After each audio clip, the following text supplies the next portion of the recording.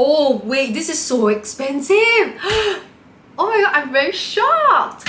Yeah, I shouldn't have had to spend this money. I could have just done it myself anyway. I could buy so much of my chachwamwe tea with it and like my coffees and stuff. Hey everyone, welcome back to my channel. I'm Matilda and today we're actually going to be going through some of the costs that I incurred while renting in Singapore, and this is actually probably going to be like a follow-up for the past few videos I've done a few years ago when I first started talking about my experience in renting. You know, I talked about how I found my apartment, how I signed all the leases, all of the clauses and things that you should look out for.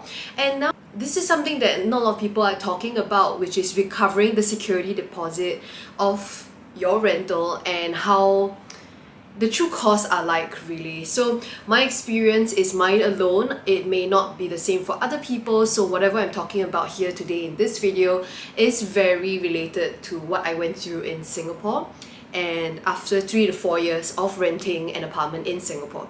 So without further ado, let's get right into it. Some facts straight off the bat. My rent was about 2.3 per month in Singapore, and I rented for a period of 2 years. So whenever you are renting for more than a year, your security deposit will be equivalent to 1 month within that lease. The second time was a 2-year lease, which meant that I had to give 2 months worth of rent as a security deposit. That meant I had about $4,600 in the security deposit. So when I hand over the keys, if there's any issues, repairs or things like that, the landlord will take out from that money that I've given to them those years ago. So I am embarrassed to say this, but I've only recovered 63% of my security deposit out of 100%.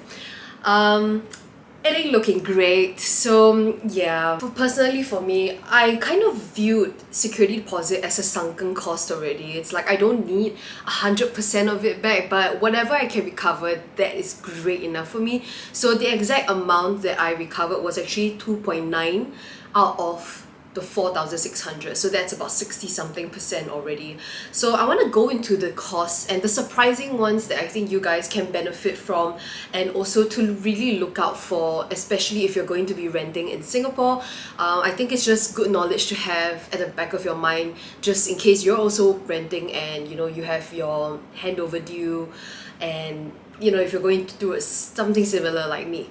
A little bit about the property. It was a shophouse unit located in Tanjong Katong. I think it's in District 15, which is the best district ever because it's so near East Coast Park. And the rent was 2.3 for a mezzanine loft.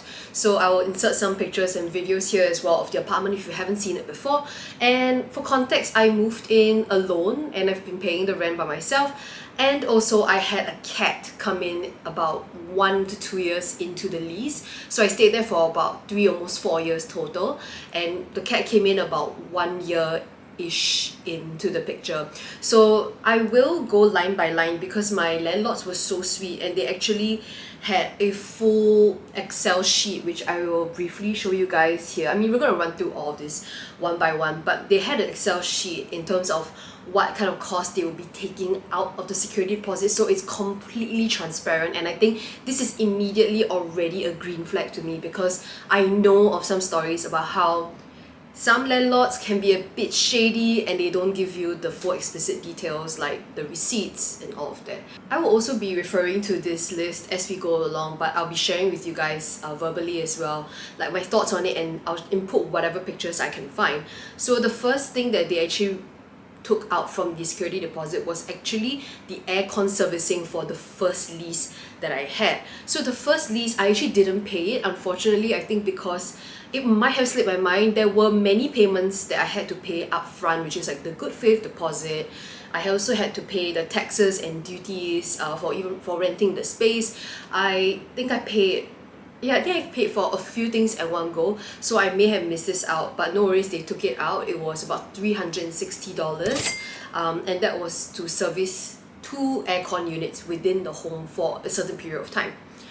Curtains damaged by my cat. Unfortunately, I will put the picture somewhere here for you guys. But yeah, Gary had a lot of fun when he was a baby. I mean, he was 4 months old when I had him, so he was like kind of playing with the curtains, and they had to replace both sets because you can't replace the opaque curtains without the day curtains. It has to come together, and it had to be a custom piece as well because it was from Spotlight, and the specific house, like that curtain is very long and tall, because the wall is very long and tall, so it had to be a custom piece. This came up to $216. I'm screaming. Next cost, and I think personally this is the most visually shocking one, and I definitely accept this cost that was in the Excel sheet because this is really bad. It's actually a single-seater sofa, and the fabric was damaged by my cat again. I'll leave the picture here for you guys to check it out yourself. The whole thing was $200, so yeah, this was part of the cost that came out of the security deposit. Now, disposal fee is the next one on the list. This was actually done by a contractor because when I left the house, I actually thought that I was under the impression that okay, I need to, you know, leave some stuff for the next tenant. It could be some things that they could use, such as air fryer, or even I left my speaker there as well, and a lot of small little miscellaneous items that I thought would be helpful for them. But I think they realized that, babes, you're actually not supposed to give us anything. You're supposed to leave the house as you received it, you know, 3 to 4 years ago. And I was like, oh shit, because this is my first time renting, so I didn't know that this was the case, so I didn't do a complete disposal. And that's on me 100% because I also kind of lost the contract along the way because I switched like my laptops and stuff, so I didn't get a full read at the specific terms in the contract. So for this specific disposal for sofa, cushions, and other miscellaneous items, it was $150. Yeah, I could have definitely saved $150. Like, this is definitely, I think, the first part where it goes wrong. These kind of costs should have, you know, yeah, I shouldn't have had to spend this money. I could have just done it myself anyways. It's just bringing it down the shop house and just throwing it outside. So this was on me for sure. Also, I wanted to film this video as candidly as possible, so I didn't really take a deep look into the list because I kind of just trusted my landlords, and it checked out when I first read it a few months ago. So I'm filming this video, it's July now, and I moved out in April, so they got this list to me in end of May. So I think at that point in time when I was reading it, it made sense, so I just said, yeah, sure, like release the security deposit based on these costs. But I will share my genuine reactions because actually I didn't expect the disposal fee to be so expensive, like 150, babes. I could buy so much of my chachwamware tea with it and like my coffees and stuff. This item on the list is actually a deep general handover cleaning. So this one is generally done at the end of your lease, right? Because if you're staying there for like years on end, there must be some deep cleaning that has to be done on certain corners of the house. And I think this one, it was 5 hours at $30 per hour. I think this is quite reasonable to me because I pay the same amount for my cleaning as well, about $30 per hour. So this was $150 that was taken out of my security deposit. Once again, I think it's fine because, to be honest, if I did it on my own versus them finding their own cleaners, it was going to be the same price, so I think it's okay. And definitely the place needed a deep clean because I cooked quite a lot when I was there, and there was a lot of dust that accumulated over the years because I have a cat. It's kind of inevitable for the fur to build up, so this was definitely a justified cost for me. Now the next item is on number 6, to paint the main entrance door. So I am genuinely, oh my god, oh wait, this is so expensive. Oh freak, oh my god. Okay, so I had a CNY banner. If you don't know me, I'm very superstitious as a person. I like to have you know, like my fu up there, like during Chinese New Year, and like you have it in a very big sticker, right? And I pasted it on my front door. And obviously whenever I had delivery or whatever, I'll be like, you know what, just look for that fu on the door, and it's a Chinese character, you'll find the door, please put my packages there. So I didn't remove that because babes, I really didn't have very good time management when I moved out as well, and I was just rushing everything towards the last minute. But you want to guess the cost of this? This is really damn expensive. Just to clean this, okay, I will leave a picture here as well of what it looked like. Just to clean this, it's $100. So much milk tea, so much coffee. I want to cry. I thought I saw $10. Yeah? Oh my god, I'm very shocked. Anyway, can we move on from this? It's getting embarrassing already. To repair the broken wooden drawer, which is under the TV console, and this specific one, I struggle with this cost because it is quite a dated furniture piece, and it seems vintage, and I'll show you how it looks like over here. But I definitely think I parked so much things inside there, and the house was definitely lacking a storage space. It's like a lot of the things I had to hide in the very obscure areas, so I definitely filled this drawer up to the brim. And I think maybe on one day when I was pulling out too much, the wood got caught in between, and you can see from the picture here as well. But guess how much this was to repair?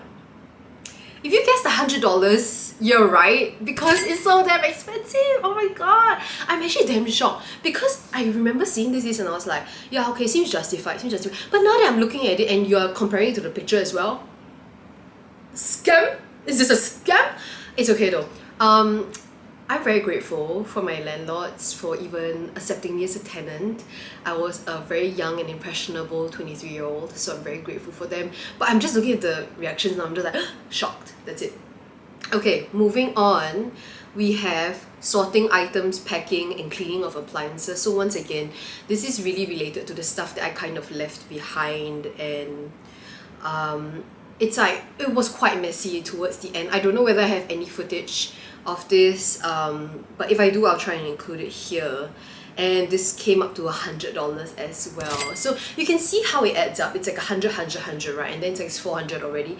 So yeah, for sure, this is like the reason why I didn't recover most of my security deposit, and I fully accept the consequences of this. It was definitely my fault. If I had the contract, I would have then read, the before you move out, you have to clear out everything and leave it to the original state of when you had the apartment for the first time, which I clearly didn't. So this is definitely on me.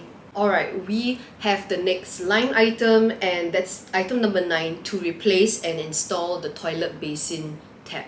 So this was actually through dripping. I never really fought back on this, to be honest with you, because I definitely think this problem rose before and we fixed it before, but I guess it needed one more time to be fixed. So that's $80 right there. Yeah, it's all adding up. It's like something that possibly you could avoid. So the toilet basin tap is basically, you just need someone like a contractor or a plumber just to like adjust some parts of it to make sure that the thing that like some parts is tight so that it doesn't leak.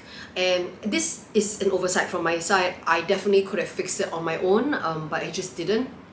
And maybe because I didn't notice it as well, because before we even did like a handover of the keys, we did a pre-handover session where my landlords came over and then they took a look at everything, and I told them, okay, honestly, these are some parts that are wrong and I'm okay to pay out of my pocket, and they were very sweet about it. And this one, I think maybe we didn't catch it in time, so that's why it's like appearing now in the item list. But yeah, that's $80 right there, which could have been saved as well. Item number 10 is share of excess utilities for 5 months, and this was because recently I think the Singapore PUB, which is the water provider for Singapore homes, they actually raised the tariffs for water. So this for the period of November 2023 to Jan 2024 and March to April 2024, I had to pay my share. So it was actually it was a lump sum by PUB because they raised the tariffs, and then they split it amongst the 4 units. So my share was $61.61, and that's fine. I totally understand. I mean, things are getting more expensive in Singapore, so it wasn't something that came out of left field and I was just like, oh shit, like, I don't understand why I have to pay for this. So yeah, that was number 10. Number 11, stained queen mattress. I don't know, like I don't know whether they bought a new one or not, or maybe they just tried to clear the stains out. I did have Gary P on my mattress before. That was during the period where he was having like crystal issues in his urine, so he was finding it a bit uncontrollable to control his pee. So yeah, that happened, and it was actually my queen mattress because I brought it from my place, but I gave it to them instead because it was a bit better for the next tenant. I paid about $50 for the stains. So yeah, I think this one definitely could have been avoided if I got my own cleaning service to get the stains out themselves. Like I told you, my cleaning was about $30 per hour, so I definitely could have saved a bit of money here, but unfortunately this is the case. So yeah. By this point, you're thinking, babes, you've already spent almost 2K. Well, yes, that's very true. But we're getting to the end of the list. So actually, this is the last 3 costs that were included in this Excel sheet. And the first one was to tighten the shower rail. And that's the shower head by the handyman. It's just handyman work. And that's okay. It was about $30, which is perfectly reasonable. But I don't know, maybe if I found some other friend who could do it for me at a much lower cost at $10, I could have saved money again. But that's something to think about, right? When you're renting, it's like maybe if you have your own contacts, they can help you before moving out to check out all these things and perhaps give you a better quote compared to your landlord giving you the quote. So the second last item is the removal of sticky residue on the black window frame. This is definitely my fault. I had a major fear of lizards coming into the house through unprecedented and unauthorized areas, so like under the doors, in the windows, and I'll have a picture I think for this one which I'll leave here. They had to use turpentine to remove the sticky stuff, so I think this is just a general rule. Don't use and don't paste any sticky things on any parts of your rental apartment, period, because if you know it's there at the end of your lease, they still have to remove it as well. That was $20, could have been avoided for sure. And lastly, the final cost is to replace the torn IKEA paper lamp and a cracked bread toaster. Once again, perfectly fine. In fact, actually, I think other stuff broke, such as the kettle, and they've written those off before. And also, that was actually the last of the costs. They were actually really sweet. There were other stuff that they've added into the list, but they did not charge me for it, and I will tell you what those are. So the disposal of the duvet and the mattress protector due to stains. Mattress protector is just this one layer that you put on top of your mattress. Disposal of that, they didn't charge me for it, so that was $0. Disposal of a wool carpet in the loft. Actually, they told me that they didn't want to use this carpet anymore, so just disposed it. And previously it was on the second level of my bed, but I hid it in like the cupboard, so they do that way, I guess. To repair the plywood backing of the wardrobe, I think this one I have a picture, so I will show it to you guys, but basically one part of it shifted or moved, so they had to repair this specific part. They charged me $0 for it, so that's great. And lastly, to wash the stains on the sofa cover for the 3-seater leather sofa. So I definitely have a picture here as well, I'll show it to you guys, but just to wash the stains, they didn't charge me for that. So yeah, just like that, the whole cost that you've seen, whatever I've gone through today, it's about 1.6, and I got back about 2.9 from my deposit, which is amazing to me. A win is still a win. I still got back 2.9 out of 4,600, so that to me is like still money back. So yeah, that was all of the costs. If you guys have stuck around until now, thanks for watching. But yeah, I think there's definitely some stuff that you can learn from my mistakes. And let me just sum it all up here. Alright, so if you're moving out of your rental apartment and this is like your first time renting an apartment and doing the whole handover process back to your landlord, some stuff that I would definitely recommend for you to do is to get your own contractor to look at some of the very obvious fixes, like your toilet tap leaking, or even getting rid of the turpentine stains, like what I mentioned to you, in terms of the stickiness of some items. To dispose whatever it is. I'm not so sure if this is the same for all contracts, but if most of the rental contracts say like, okay, you have to leave the apartment as it is, when you found it, that is, you know, them telling you have to dispose everything that wasn't on the inventory list. So take that to heart, because girl here spent like $100 just disposing stuff. So there's definitely some places that you can avoid and save the cost on. I think just being upfront with your landlords would help you quite a bit.